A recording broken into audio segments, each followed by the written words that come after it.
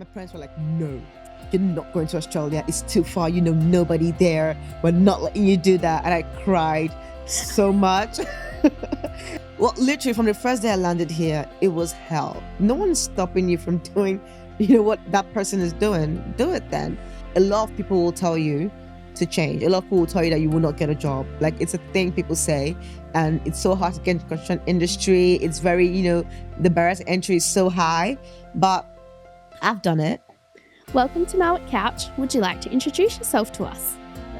Hi, my name is Angel. I have a background in architecture and construction management, and I currently work as a cost manager in Adelaide. And well, beyond that, I work with a lot of international students and immigrants, graduates, to kind of get them job ready and help them break into their industries. So yeah.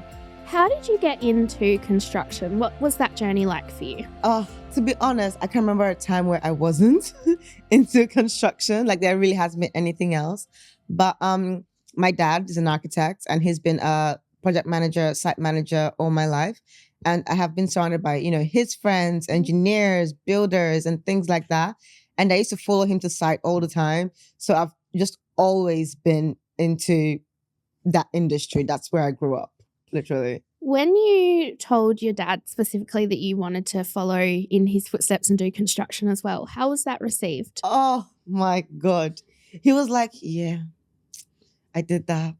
I think he was very excited, probably more excited than me. And he was very supportive as well, again, because I think I was doing what he wanted me to do, But he was very happy. It was like getting his little sidekick, with him. And we did a lot of projects together, did a lot of work together. He helped me with my schoolwork. So it was really good. He was really excited.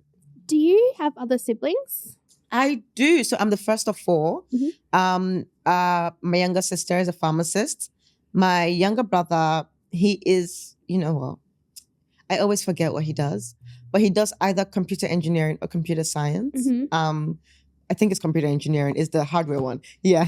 So he does that. And my little sister, a genius, she is currently getting a double degree in data analytics and bio something. Wow, smart. Bioinformatics, yes. That might be wrong, so I apologize if you see this. I'm not even sure what that means, so please feel free to send I us am an not sure explanation. either, and I always forget, so I apologize. So the only one in construction who's followed in your dad's footsteps? Yes. That's so sweet. Yeah. Do you think it's common for parents who work in construction to encourage their kids into the industry as well? For me, yes. And also because it's a very hands-on industry, really. So it kind of does sip into your family life, and you can get your kids involved because you're doing something very hands-on, and they see you doing something very hands-on, and they want to be part of that because it looks fun, when you're a kid. It looks really fun. I want to, go to the site and see all the buildings. So it is easier for parents to kind of encourage the kids to go into the industry when they're in it. I think it speaks to the fact that your dad clearly thinks that it's a great place to work and that there's a lot of opportunity and that it is a place for women and girls to get into. I mean, growing up, I didn't think it was a male-dominated field. Like, I just never had that at the back of in my head at all, because I was always on site with my dad, and no one said anything, no one cared. It was when I got older that everyone started pointing it out that, oh, you're studying architecture. How many men are in your class? And I'm like, I don't go around counting the men in my class, And we did have quite a number of women in my class as well. So that just wasn't a thing that I thought about until I got into uni and I started interacting with other people in the industry. I was like, oh, okay.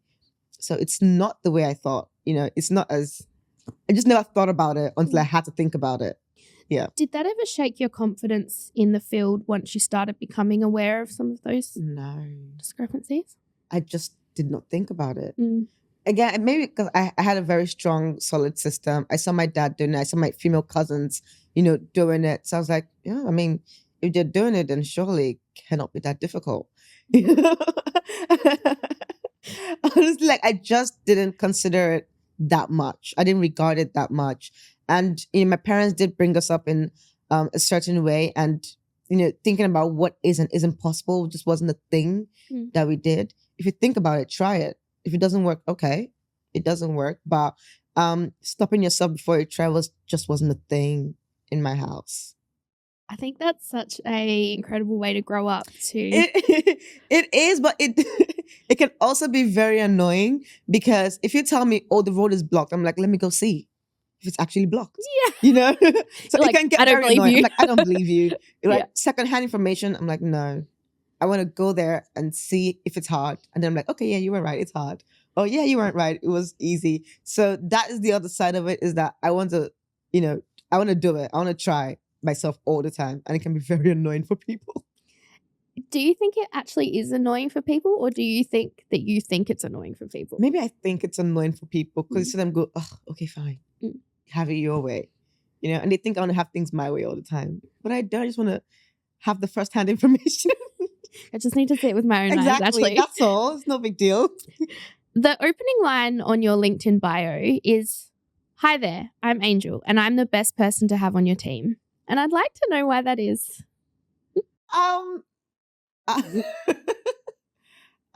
So I don't even know how to answer that, to be honest. I do believe I'm the best person to have on any team, really. And it's one, I am very adaptable. I like to, and I love to help. I always love to help. I'm always asking, what can I do to help you, to help the team, to make things easier? And I'm a very lively person as well. So I just feel like, if you're looking for someone on your team that would, change the culture, bring some liveliness, and actually add value in whatever, activity or project, I'm able to do that. That adaptability, where has that come from?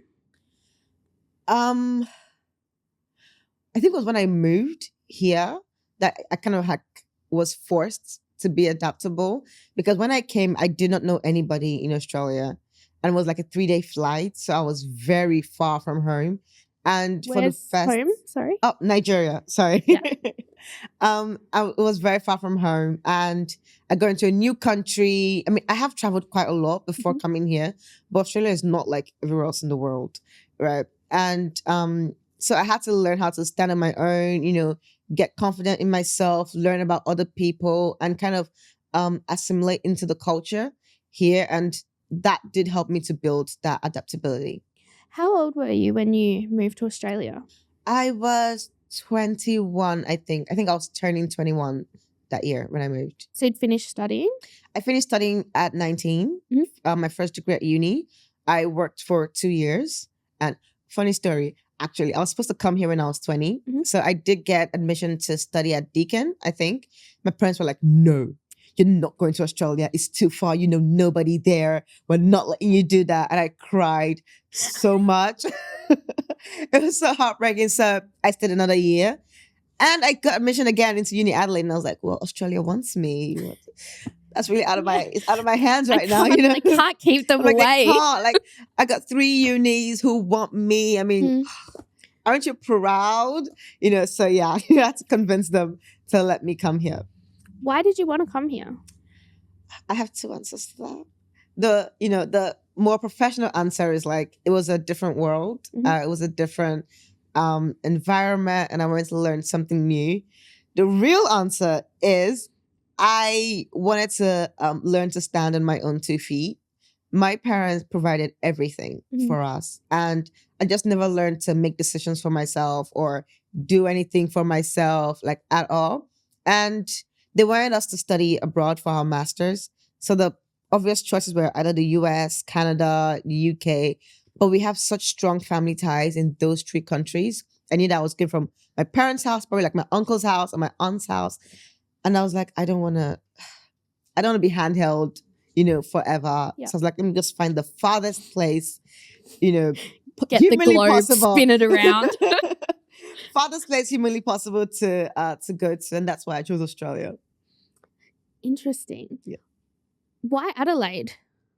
I didn't really put much thought into that, but I wanted somewhere quiet because I lived in the city back home in Lagos, and it's very rowdy, very fast paced, and I did not enjoy much. So I wanted somewhere that was a little bit smaller, a little more rural, very quiet, and Adelaide just felt like the best place for that. What do you wish people understood more about your culture that they could benefit from? My culture, I mean, there's There's so much. Well, so I'm Nigerian, but aside that, I am from the Igbo tribe, and I'm gonna just pause here. I need to think about that answer for a little while because we have a lot of things we do in our culture. Let's see. Mm, mm. Ooh. Oh.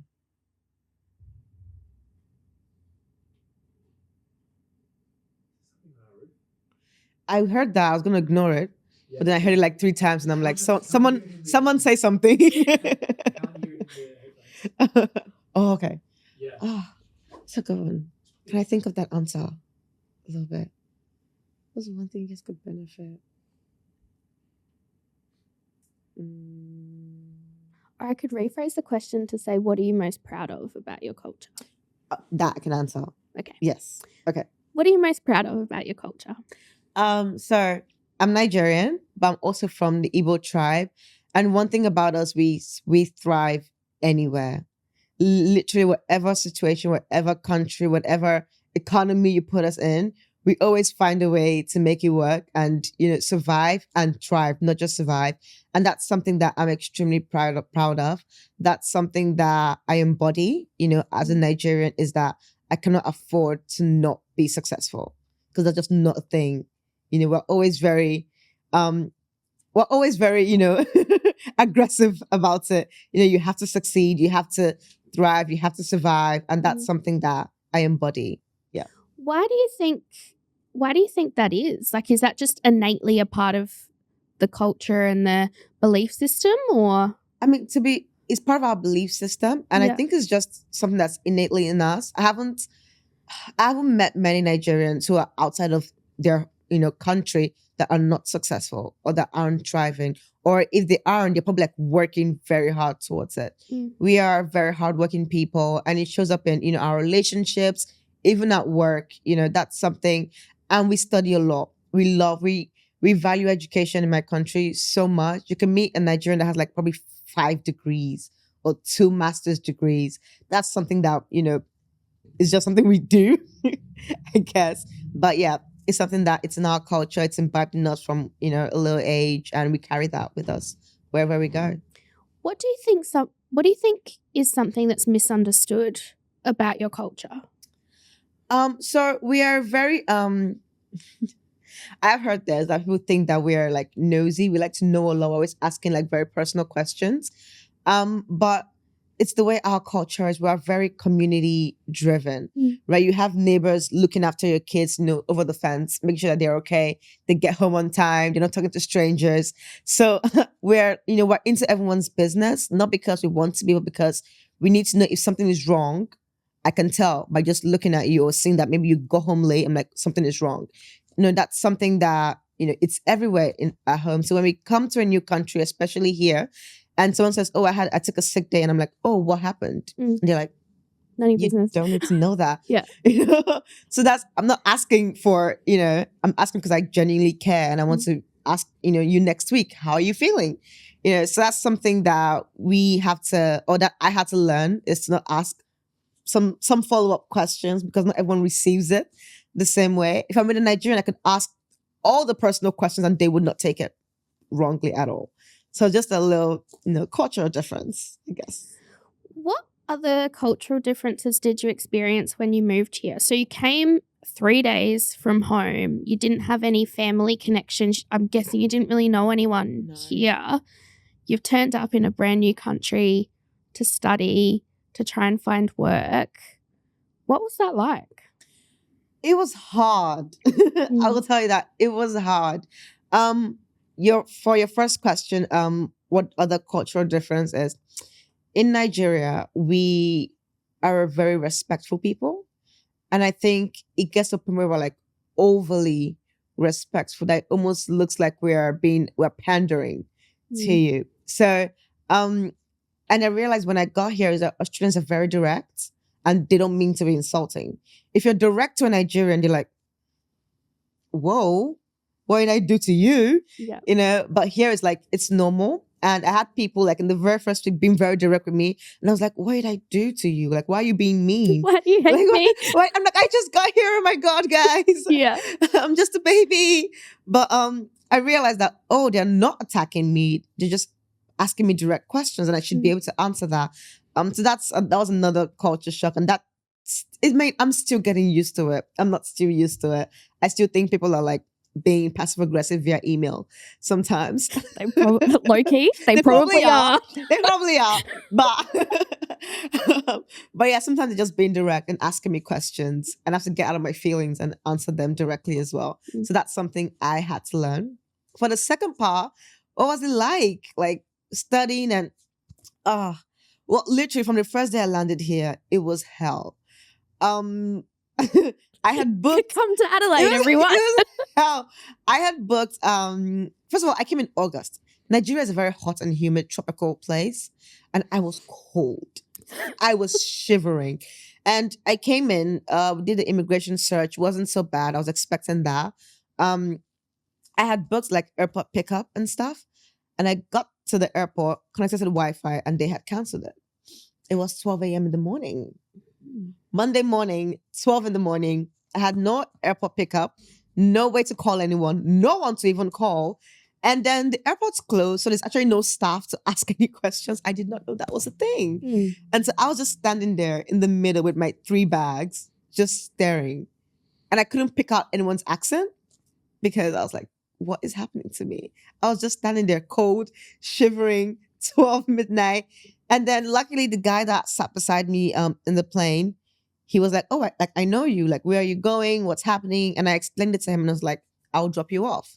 So he took me to my accommodation, called them, made sure I was okay. And I don't remember his name. I don't even know what he looks like, but he made like the biggest impact to me because I would have been literally stranded in the airport until morning. And then I got to my accommodation and they had canceled my my enrollment at uni because I was 3 weeks late because my visa came out really late. And that was Monday morning. And they had given me a deadline of Monday morning. So I woke up at 7 a.m. and they had canceled it. So I was like, I have to go to school. And I came out. I didn't know how to navigate, with the Google Maps. And I was at Uni Lodge. And when you come out to the city, there are 2 buildings. There are 2 Adelaide campuses. But only one has the Adelaide Uni logo on the building, which is the medical one. But I saw the logo and I'm like, sure, that has to be my school. And I walked all the way to the medical one. Everyone was looking at me like, what are you talking about? There's no construction, anything in this building. And I was like, well, can someone show me where it is? And I literally, no one was helpful because we were all students as well. And I couldn't find the stuff because I really couldn't get into anywhere. I had no pass, nothing. And then I came out and started asking people at like the railway station. And they're like, oh, just go to the other end of the city. And I was like, okay, cool. You're like, what is this place? I was cold, remember? Yeah. So I was literally walking with my bag and my ID, my passport. I literally ran to the other campus and I finally found the student center. I was like, I'm here. Please give me back my enrollment. And now I can laugh about it, but it wasn't funny at all. It really wasn't a funny experience. Then they finally they had to reissue a new one for me. And I had class that same day and my hands froze because it was cold and I had no gloves. And yeah, it was a very stressful week in my life. And yet you thought, I'm going to keep going? Yeah, I couldn't, at that point I was out of pride really. Because I'm like, I cannot tell my parents what just happened. Nobody. They must never find out. They must never find out until I am successful. Because they would drag my ass back to Nigeria. They'll be like, no, we told you not to go there. And I'm like, I'm not going to hear I told you so early, a week into being here. And yeah, it was really just my ego that kept me at that point. And then I started, surviving. So Thriving. So you studied, you started working, you have a career blog now. What inspired you to start that? So, I feel like I have a story for everything, but I do. In my final year at uni, the uni offered like a career, I think a career mentorship program for 8 to 12 weeks and it was for free. And I signed up for that and they did pair me up with a lady that was working in construction. She was an engineer, and we had just our first meeting. I thought it went well, and I had so many questions. And after that, there was no response from the lovely lady. No response, no email response. And I was calling, I was texting, I was emailing. I emailed the school, and no one said a thing back to me. And I was like, was I that horrible? That you just would not respond, or at least say, oh, I'm not really interested. Give me something. I think I felt very rejected. In that moment, I felt very down. I was like, okay, so I'm clearly doing this by myself. I didn't know many women in construction. And that's when I actually started going online on LinkedIn and reaching out to people and sharing about my journey. And because that was really all I could do at the time. And then COVID happened and no one was hiring, no one was outside, and I didn't know who to ask, for anything. And I felt like I had to do a lot of the heavy lifting by myself, which was good because now I've been through that process. I know what to do, what not to do, especially. And I can tell other international students and other immigrants really, okay, when you come in, this is where the system is. Whatever you think you know, scrap it, scrap it. So I'm like, if it took me, 8 months to find a way to break into my industry, I wanted to take everyone else less, give them less time, because it's not as daunting as other people make it to be. Yeah. Why is it important to you that others can benefit from the lessons that you've learned?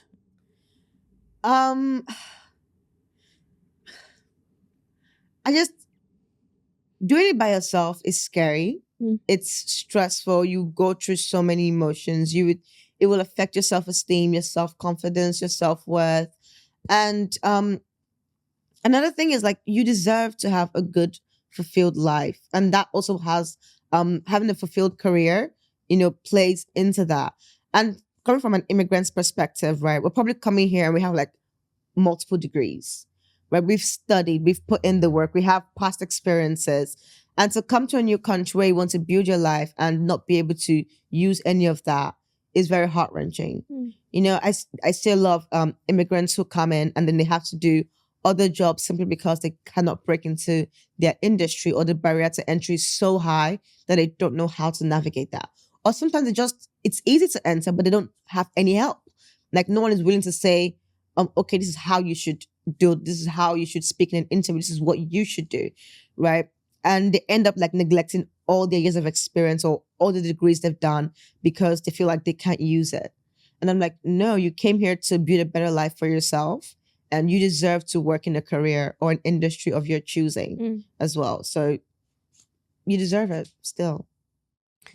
So for you, it's really about that you have this innate belief in you that everyone deserves to go on the path that they want to be on, and trying to facilitate that. Yes. Or at least have the opportunity to try.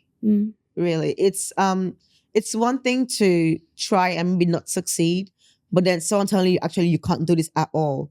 I'm like, why would you say that? Because when I got here and I was studying construction, I had a lot of people tell me they don't hire, women, or they don't hire African immigrants into the industry. Just, go to another course, do something else. And I'm like, first of all, my parents would kill me if I did that because they're paying for this degree. My father would not take it lightly at all. And two, who are you to tell me what I can and cannot do? That's not, that's not for you to decide. Let me get there. Let me try. If it doesn't work out, okay, at least I know that I tried. And I think it's just giving people the opportunity to try themselves and see if it works or not. I think a lot of people would come up against some of the barriers that you've just listed and think that it was all too hard and give up. True. I mean, there are people like that. And I have spoken to people like that they have, they've been applying, they've done this, they've done that. I'm like, okay, cool. Let's try again. I'm like, do you want this? Yes, then let's try again. If it's that they've found something else that they love to do, perfect. Just have the opportunity to try and find your footing. But if they still really want to be in this career path and they've like, oh, we've tried everything. I'm like, okay, let's list out all the things you've tried. And then let's look at all the things you haven't done. Because surely you can't have done everything and still you're not in the industry. It's not possible. I'm like, then we get creative. If you really want to go there, we'll find a way to get you in there. Really, yeah. So you have quite a big presence on LinkedIn and your Instagram and your blog. I'd like to know what your relationship with attention is like. I don't. It's very. I mean, I like attention, but I don't at the same time. Can you explain that to me? I don't like to be the center of attention, but I like to be noticed for what I bring to a table and the value that I can add. I think that's a good balance for it. And it took me a while to accept that I like to be noticed, because I used to be a very shy and reserved child. I wouldn't speak like outside in public. I tried joining the debate team one time, but I would stutter so badly. Like I'm literally banging my body just to get the words out. So I was like, oh, I'm not a speaker. I'm not a, in the spotlight person. I like to do the background work. And it took me a while to realize that I actually don't like to do the background work. I like to do it, but I like to be acknowledged for it. And I do also like some attention as well. So I had to accept that. It's okay to like attention. It's, people like attention. It's good. I agree with you. And I think there's a lot of shame that can be attached to acknowledging something like that, or outwardly coming out and saying that you like attention. I think people, particularly in Australia, so I'm interested to know if you feel like this is similar in Nigeria or not, but people who come out and say, I like attention, or look at what I'm doing, or whatever, are quite quickly cut down. So not in Nigeria. We are very bold people. Like we are very loud, very boisterous. When we laugh, we're like, everyone knows we're laughing. If we're on the phone, everyone knows we're on the phone. We're very loud and bold people. Shyness is frowned upon in Nigeria. If you're too shy, they'll literally spank you like, speak up. Why are you shy? But it's still a dicey thing, but we're very bold, outspoken people that are introverts and reserved are, they feel kind of, not the minority, but they feel kind of weird because everyone's like, why are you so quiet? Why aren't you talking? And coming here, it's a bit different. People are not as loud or boisterous, or they think that, it's by accident. You just stumble into the attention it helped me blend in because I was shy. So I kind of did, I didn't see it as weird or anything like that. It was fine for me. But when I started working on myself more and getting more confident in myself and my voice and in my opinions, be it right or wrong, it's my opinion. I realized that actually, no, I quite like to be outspoken. I want to voice what I'm thinking when I'm thinking it. And I want to be heard. I want to be acknowledged. And I had to accept that about myself. There were instances where it was, it was almost cut down, but I had to choose really. And I had to remove myself from that situation. Really. So it's a package deal. It comes with me, you're not going to have either or. It's together. I think as it should be. And I'm trying to, I suppose, rationalize in my own mind why we're like this as a culture in Australia in terms of not wanting to let people take up the spotlight or be loud or ask for the attention. I wonder what the problem is. I wouldn't be able to answer that because I haven't been here like long enough. But I have been situations where someone's asking, oh, why them? Why do they have to be the ones? I'm like, then you do it.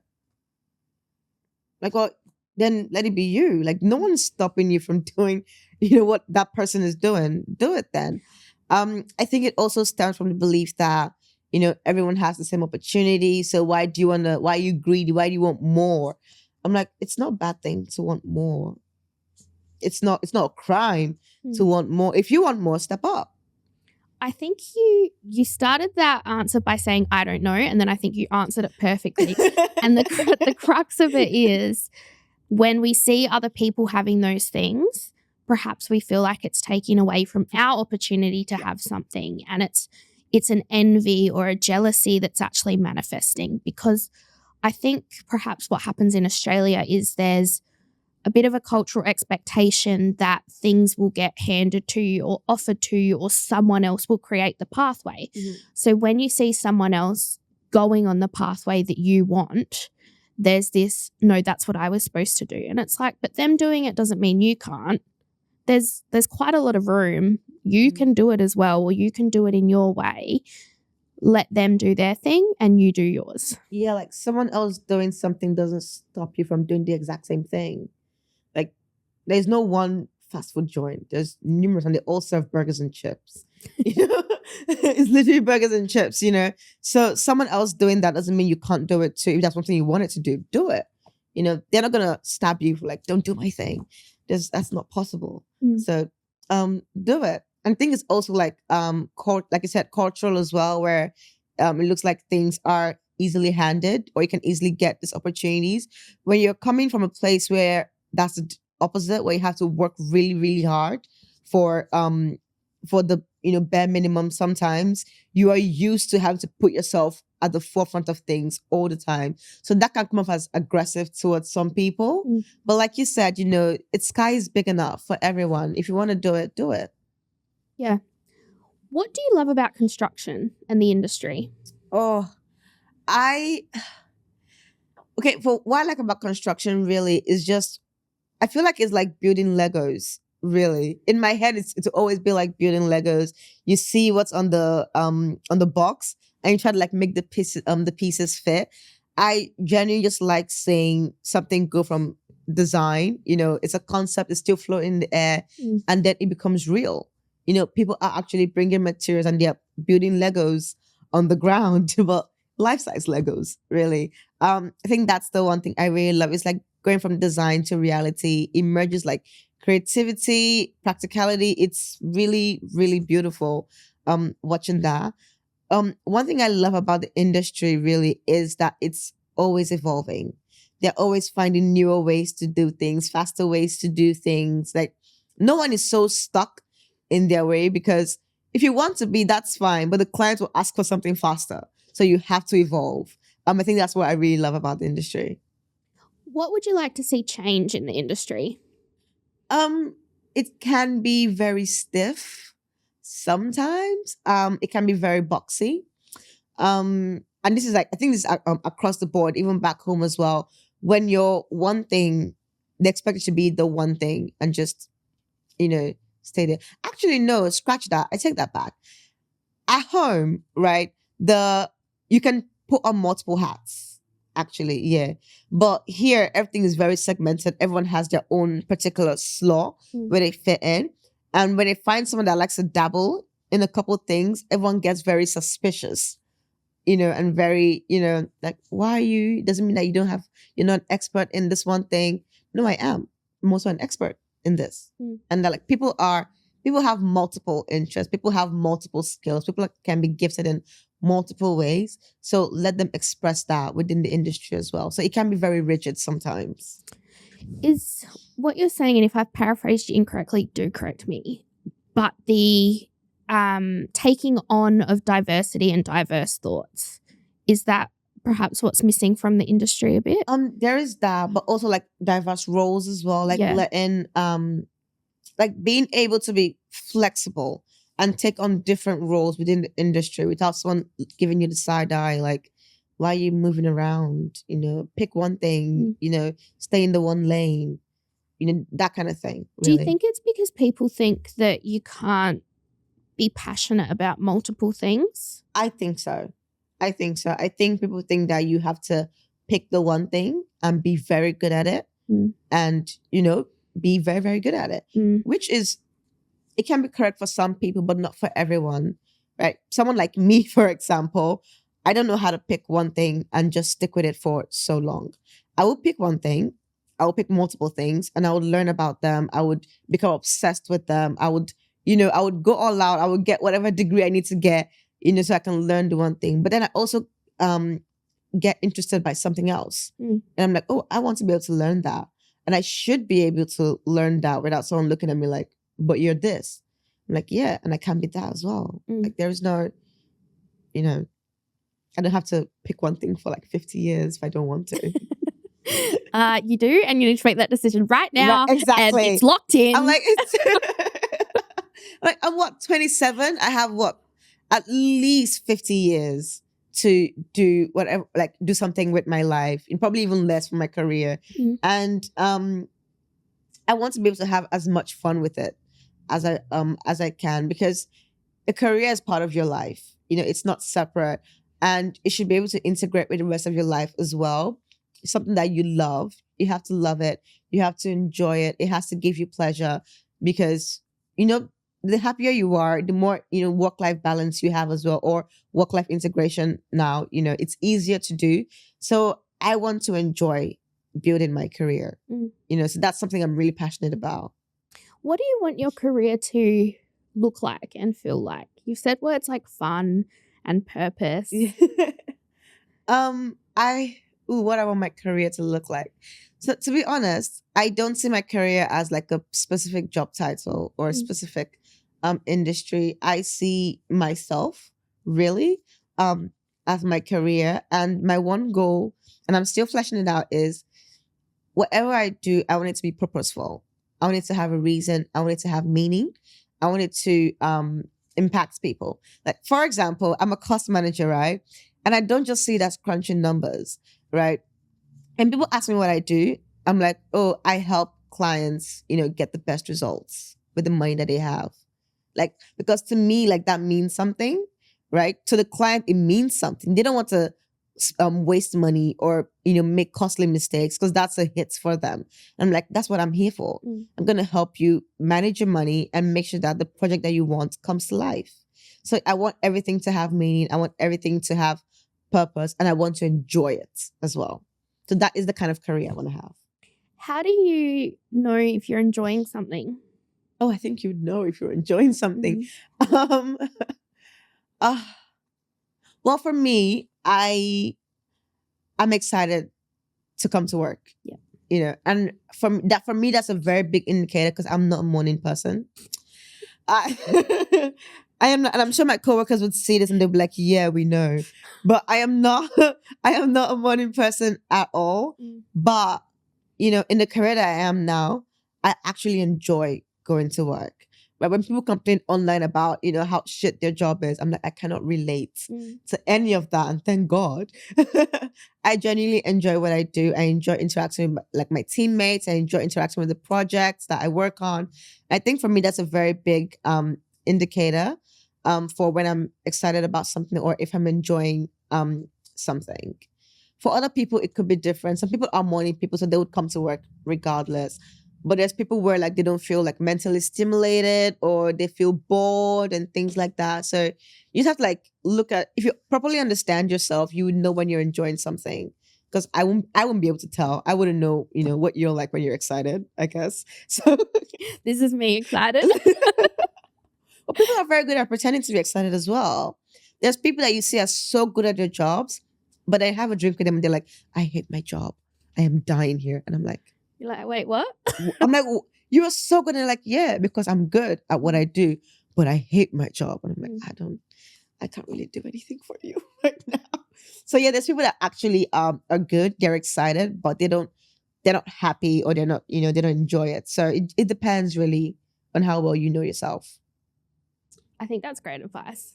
Know yourself, know what you like, know what drives you, and then put that lens over what you're doing with your career and your job. And if those things work most of the time, then you're probably going in the right direction. Very important, because I remember having a conversation with someone and she was talking about her job. Like really, like I was asking her what she does. And I was like, do you actually enjoy what you do? Because you're saying one thing, but your body language is saying something entirely different. And some people don't actually realize that they don't like what they're doing, because they've been doing it for so long, or maybe this is the only thing that like they know how to do. And then we started talking and I'm like, do you actually enjoy it? I was like, okay, you know what? On a random Wednesday, what would you prefer to be doing? And that sometimes starts like a different conversation. I think my mentor taught me that. On a random Wednesday morning, what would you rather be doing? If you had to work, what would you rather be doing? And then they realized, oh, okay, so I'd actually prefer to be working on maybe this kind of project. I'm like, okay, so let's find companies that do that. And you're allowed to move. right? It's you're also important in the grand scheme of things. Coincidentally, it's about you still. So yeah, some people don't know that they're not happy where they are. Yeah, and I completely agree with that point. And I think when we started this part of the conversation, I said, well, how do you know you're enjoying it? You went, isn't it obvious? But now we've come back to the end of some people actually don't know they're not enjoying it. Sure. And that's kind of what I wanted to get advice from you from. And I think you've articulated it very well and very clearly is know yourself, know your values, know what brings you joy. And if you need to sit and ask yourself the question of what would I rather be doing today? Okay, write that out. What are the values that are underpinning those things that you'd rather be doing today? Mm-hmm. Can we apply those to a job? And what does that look like? And what is it that actually drives you rather than just a salary maybe? Yeah, exactly. And give yourself permission to want things, right? You are allowed to choose. And I see a lot of, again, immigrants, because that's my experience, is because we feel so grateful that we finally got, in the blah, blah, brain freeze. Because we feel so grateful that we finally gotten in the industry, or you've got this one job, we hold on to it so tightly and we're so scared to let go because what will happen if I do, or what will happen if I don't, especially when maybe they get a different job in a different area from their expertise. So they get so afraid of like wanting more because I'm so grateful I finally have this one. Let me just stay. It doesn't serve you. And it doesn't serve the company as well. Because the more you're stretching yourself, the less your performance. At the end of the day, you start getting complaints, you start getting lethargic, you're tired, you're not performing as well. And then you start being so hard on yourself and just like a vicious cycle. So allow yourself to want things. Give yourself permission to desire what kind of projects you want. You have the right to choose. If you want to work on big scale projects, that's okay. If you want little projects, that's fine as well. And this is very construction related because that's what I know. But if you don't enjoy working in a very big team, that's okay. You're allowed to want what you want, and you're allowed to tailor your career in that part. So give yourself permission to choose and permission to leave as well. Prioritize yourself and where you want to go. I think it's a great point. And the part about it doesn't serve the company either if you're not living up to your potential and passionate about what you're doing. So there's a bit of can the company provide a pathway for you that is something that will bring that out in you? Yes. Or not. And that's okay. Either way, it's fine. But both parties have to sort of acknowledge what that looks like and what's best for the company and the person. Yeah, I did speak to someone quite recently who they love the company that they're with. They love the team, but they don't enjoy their particular job role. And I'm like, okay, before we start thinking of moving, since you really love this company, go speak to someone. Look for the best person to speak to. Look at the different departments. What would you rather be doing? Go speak to someone there and actually ask them what they do, because it can look flashy from outside. Then you get there and you're like, oh shit, I do not enjoy this one That's bit. actually worse. Exactly, because you've asked, they've made all these arrangements for you, and you're like, actually, I go back. I take that back. So speak to people in the other department. That was my advice. Speak to them. Speak to probably the manager or the director of that department. Get their buy-in, and then speak to your manager as well. And if you're very valuable in the company, or if you can, however you handle the conversation or that situation, and you're able to get something valuable for you both, they retain you. You don't have to hire someone. You don't have to go start looking for another job, and you stay with a company that you love. You just move departments, right? So there are different ways to navigate that, because some people really love the companies that you're in. Great company, they just don't like what you're doing. So you're allowed to, just take a step. Just try. That's my motto, really. Try first. If it doesn't work, then at least. No one can ask you, well, did you? Like, yes, I did. Like, what's the worst that could happen? Literally, they would say no. That is the worst thing that could happen, is that they would say no. And you'd be like, okay. Then you go back to the drawing board. Yeah, at least I know the answer now. At least you know. You don't have to guess. Exactly. What do you think organizations like NAWIC can do to support some of the ideas that you've mentioned? So one thing that I've seen with working with NAWIC as well, speaking to women and in the industries, a lot of them are very reserved. They are very, I think it's a woman thing in general, really. Sometimes we don't like to ask for more. We don't like to step up for more. We want to, do the background work, be in the background. Like, not everyone likes to be in the background. Some people like to be in the spotlight as well. So Would you like more lights? no, sorry. I think it's just equipping. As much as we do a lot of like industry work and all of that, education, we should do a lot more self education as well, because you cannot ask for more if you don't believe you deserve more. Right? Because that would, knowing what you're worth and if you're worth more would help you drive that conversation, because you are so confident in what you're asking for. Right? And body language speaks as well. Because if you're asking for example, a raise now, and you look like you're unsure, your manager can pick that up. Yeah. And they're like, are you? So we're sitting here like, hello, I deserve a raise, I think, actually. Exactly. So I think we can do a lot more, self-education, and a lot more building up like self-image, self-confidence, leadership skills, just those things that we need to equip ourselves with first. So that when we go out there, we're not shaky and we're very confident in what we're asking for. Yeah, I think that's a great point. Why did you agree to come on NAWIC Couch today? Isn't it obvious? Like the spotlight. No. You're like, there was lights and a mic and cameras. I like to talk.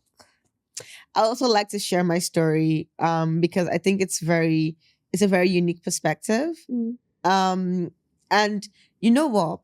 I didn't know how difficult it was to break into the construction industry as an African, as a Black woman and an immigrant, international student. I didn't know how difficult it was until I meet people and they're like, oh, what do you do? And I'm like, oh, I work in construction. They're like, what do you mean you work in construction? I'm like, yeah, I'm always taken aback as well, because I'm like, it's not that big a deal. But then I realized that, okay, actually it is a big deal, because it's not something that happens very often. So I like to be able to tell people that it's possible. If one person can do it, then 2 people can, then 3 people can, right? And a lot of people don't know. A lot of people in my community don't know. A lot of immigrants don't know, right? When they come in, people scare them. And they're like, oh, it's so hard for women in construction. Oh, it's so hard for immigrants to get good jobs. No, you have to be this, you have to be that. And they don't have any kind of representation. They're not seeing it anywhere. And I like to be as vocal about it as possible. It's also one of the main reasons why I tutor at uni as well, Uni Adelaide. And I like to tell like the students, look, a lot of people will tell you to change. A lot of people will tell you that you will not get a job. Like, it's a thing people say, and it's so hard to get into the construction industry. It's very, the barrier to entry is so high. But I've done it. I've had friends that have done it, and we're as vocal as we can be. Most of my friends that are immigrants that work in construction also tutor at uni, funny enough, because we know what it's like, trying to get into the industry and how discouraging it can be. But if we've done it, then you can do it as well. It's just giving people like a different alternative. They're like, it's possible. Have you thought about it being possible? What would that look like? Explore other options. So that's why I wanted to be here today. I think there's a lot of really special things about you and your journey that have gotten you as far as they have. And whilst you are quite unique, everybody has a unique aspect to them that can be leveraged, I feel like, in a way to get them to the places that they want to go. It can just be a bit hard to visualize how sometimes. Yes. Yeah, it can be very difficult, especially because you're battling so many things, at once. And there's a huge cultural difference as well. Even with working, I had to learn new things. For example, in Nigeria, we don't do small talk. If you're talking to me, you better be saying something meaningful, because if not, why are we having a conversation, right? We don't do small talk. And then I had to come here and realize that Australians are very chatty people, right? If you're not talking, they're like, oh, are you okay? What's going on? So I had to learn how to make small talk, how to have those seemingly mundane conversations about what's going on in your life. The weather is shit today. I don't know if I can say that, So it's learning those things. So part of what I do when I work with graduates or young professionals is as much as maybe applying can be difficult, you also have to like learn, how to adapt to an Australian workplace, how to adapt to an Australian culture, because it's important for you as well as it's important for the company, because you don't want to be a sore thumb, really, because Australians like things to be, it's like everything just look and feel the same, It's a lot of harmony. Exactly, about harmony. They're very like harmonious people. Yeah. So you have to be able to adapt to that harmony that they've created in that industry or that workplace, right? You can be unique. I'm not saying, be like everyone else, but there are certain like cultural aspects that you have to learn as well. So there's a lot of work that goes into breaking into any industry, and sometimes it's just finding that balance for yourself. There's some really key skills to sort of pick up to be able to work well within the space that exists, and then you can bring your uniqueness to make change once you're there, I think. Is there anything else that you would like to use the mic, the lights, the camera, this platform today to get across? Yes. So, guys, one of the biggest things that I have been learning this year is to ask, ask for more. Always ask for more. If you want more, ask for it. And it's, again, like you said, what's the worst that could happen is you get a no. And that's okay. Ask for something else. It's learning to find your voice, learning to be comfortable taking up space as well, learning to dream and desire things. It's not bad to want things. It's not the ones, it can be frowned upon by some people, but who cares what they think? They're not living your life. They can stay in their own little lane, not desiring things, but it's okay to desire things. It's okay to work towards something. It's okay to ask for more. And I think that's something a lot of us should do more of, is asking and demanding for more. Thank you. Beautiful words. I really appreciate your time today. Thank you for having me. Thank you very much. Bye.